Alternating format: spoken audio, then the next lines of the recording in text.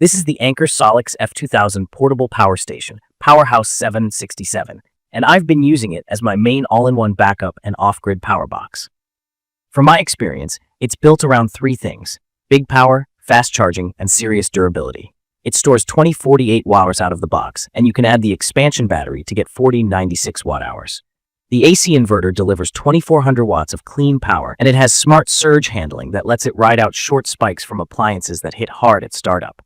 In my opinion, that balance is what makes it useful day to day, not just on paper. Key features that stood out to me are simple to explain. The battery uses LiFePO4 chemistry, which is designed to last for thousands of cycles, think years of regular use, while staying stable and safe. It recharges from a wall outlet up to 1440 watts, so I usually see 0 to 80% in a little over an hour, and a full charge in under 2.5. On solar, the built-in MPPT controller accepts up to 1000 watts and a wide 11 to 60 volt range, which gives a lot of room to build the right panel setup. The port layout is practical. 4 standard 120 volt AC outlets, a dedicated TT30 RV outlet, several USB-C ports up to 100 watts, USB-A, and 12 volts car-style ports. The wheels and pull handle matter more than any spec sheet. This thing weighs about 67 pounds, so being able to roll it like luggage makes a real difference when I'm moving it around the house or a campsite. At home, I tested it as a backup for my kitchen fridge and networking gear. The transfer feature switches to battery in under 20 milliseconds if the grid drops. That works, but I learned it's not the same as a true online UPS. My fridge's touchscreen blinked off and rebooted during a short outage, even though cooling kept going fine. That told me it's great for most electronics and appliances, but if I needed absolute zero interruption for a server, I'd use a dedicated UPS in front of it. I also ran into a quirk with modern circuit protection. Plugging it into a kitchen outlet on a dual-function AFCI-GFCI breaker made that breaker trip repeatedly. Moving to an outlet on a standard breaker solved it immediately. So if you see strange behavior on newer protected circuits, try a different outlet before blaming the unit. From my experience, real runtime matched what I expected. My living room setup, big TV, AVR, speakers, cable modem, and Wi-Fi pulled around 430 watts. I got about an evening's worth of streaming and browsing on a single charge, roughly 4 to 5 hours, which lines up once you account for inverter efficiency. With the optional extra battery, my fridge ran for around 2 days in a mild weather test, since the compressor cycles on and off. I wanted to see how it handles heavy appliances. Resistive and induction cooktops were no problem. I cooked on a 2100 watt induction burner and made coffee while charging a laptop, and it barely flinched. I even paired a toaster with an air fryer that spiked close to 2900 watts for a moment. The system stayed online and finished the job. Where it struggled was starting some big induction motor tools. My miter saw ran, but a large table saw and a pressure washer wouldn't start from a dead stop. That's the difference between steady wattage and the nasty inrush current motors pull at startup. The inverter is strong, but certain motors with high surge profiles can still be a no-go. Charging behavior is where I appreciated the control in the app. With wall charging, fans spin up but stay reasonable, about the sound of a quiet room. Under a full 2400 watt load, they get louder, but not obnoxious. I also powered it from a small gas generator, and this is where settings save the day. At default, the F2000 tried to pull the full 1440 watts, which made my generator hunt and stall. I went into the app and lowered the AC input limit to around 750 watts. That stabilized everything and let me recharge without drama. The app also lets me switch outputs on and off, dim or turn on the built-in LED light bar, and update firmware.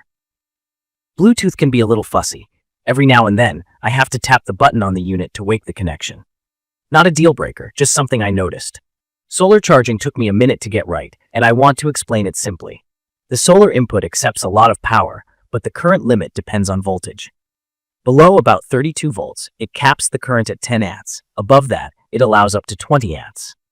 I started with several 12-volt panels in parallel, which kept voltage low and hit the 10 amp ceiling fast, so I was stuck around 200-250 watts, even in great sun.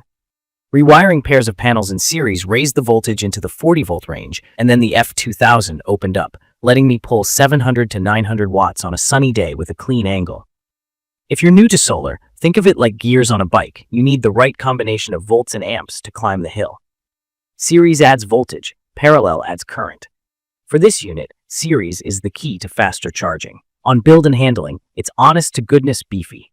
about 20.798 by 15.6 inches, so roughly carry-on luggage size but twice the weight. The handle locks solidly, the wheels roll smooth on pavement, gravel, and grass, and the shell feels rugged. I'm not gentle on gear, and scuffs wipe off. It's not something I want to deadlift often, but rolling it is easy. The integrated light bar is actually useful. It's soft, even light that doesn't blind you at night, and it has an SOS mode I hope I never need. It's perfect for anyone who wants serious portable power without building a DIY system. I plugged my small camper's TT30 right in and kept lights, a portable fridge, and devices going all weekend.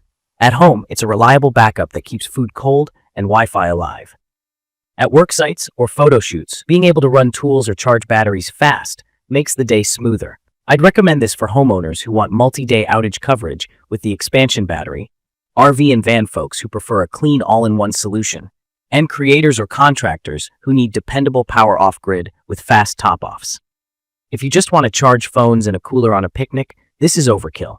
A smaller station will save you money and your back.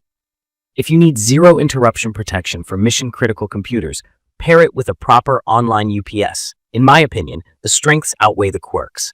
The 2400-watt pure sine inverter covers most household appliances. The Life PO4 pack and Anker's long warranty give me confidence I'll be using it for years. AC fast charging is outstanding, and the 1000-watt solar ceiling is there once you wire panels the right way.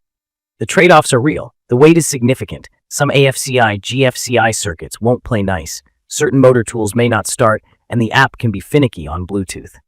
But that's a fair price for what you get. A durable, transportable power platform that does what it says. In conclusion, the Anker SOLIX F2000 PowerHouse 767 nails the fundamentals that matter: capacity, output, speed, and toughness. It's a prosumer tool that rewards a little know-how, especially with solar. If your priority is dependable power for home backup, RV use, or off-grid work, it's one of the most balanced options I've used. You can find detailed information about the Anker SOLIX F2000 portable power station, PowerHouse 767, in the comments section. See you in the next video.